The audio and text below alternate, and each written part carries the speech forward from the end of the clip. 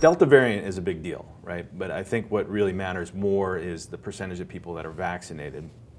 And what you can see on this slide 17, yeah, Delta variant's picked up. It's been really a story of June and July. So even as vaccinations have gone up a lot and case volumes have come down, the cases per million of unvaccinated population is remaining pretty low, which is what you see on the left-hand side. And the way, again, to think about this, I think, or at least what's making me much more comfortable about this and the Lambda and the other variants that we're definitely going to get. You're going to hear new Greek letters by September, October, December. The COVID cases are rising, right? So is this relevant? And on slide 18, you can see them picking up.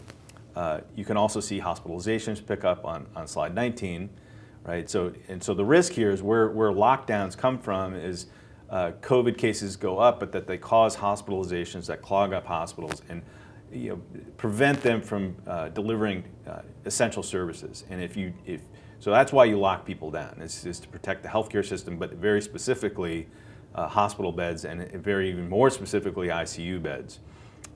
The forecast on slide 20, you can see as the Delta variants come in, each of those lines, subsequent models, is picking up, although the absolute trend in new hospitalizations remains low. So they're forecasting through the end of August, which is about as far as it goes, something like 5,000 new hospitalizations. I think a better way to look at it on these next two slides, where hopefully we'll bring this home, is that if we think about who's actually at risk and who's going to go to the hospital if they get COVID, it's really these older cohorts, like people in their above the age of 60, maybe some smattering of people over in the 40s and 50s if they have comorbidities, but really on slide 21, like the truly vulnerable folks, more than 90% of the population right now, of the unvaccinated population is below the age of 65.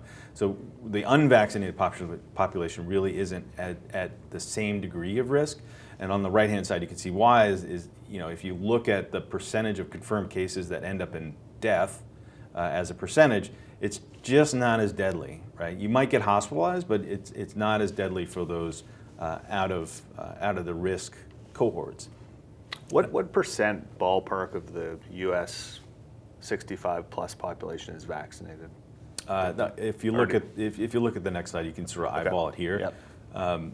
On slide 22, on the left-hand side, yep, that's the unvaccinated population by age cohort. The unvaccinated, gotcha. Yeah. So the vast majority, like 90%, I think 90% of those older cohorts now are vaccinated, or at least have one dose. Yep. And so that very small slice down at the bottom there corresponds with the people on the right-hand side who are at high risk. Yep. Right. That if you end up in the hospital, you're probably in these older cohorts. There's just not the N, like the number of people that the virus can attack, is quite small. And even and that's data. The last couple data points there are inclusive of Delta variant on the right-hand side. So the percentage is not changing. Delta variant is not pushing more younger people at a rate into the hospital. They're getting sick because it's running around fast, right? It's communicable, it's very transmissible, but it's not materially different for folks on the disability and the hospitalization and there will be breakthrough cases, right? It's not like the vaccine is perfect, right? So no, and the J&J vaccine apparently is worse, particularly for the Delta. There's a lot of news, I guess, in the Asian countries that have adopted the Chinese vaccines. Whether or not those work as well, I think that's beginning to look like the answer is no. But Moderna and Pfizer vaccines and these RNA vaccines are pretty miraculous in terms of the durability, and then just also turning the next iteration, like type it up, right? Like you type up the code.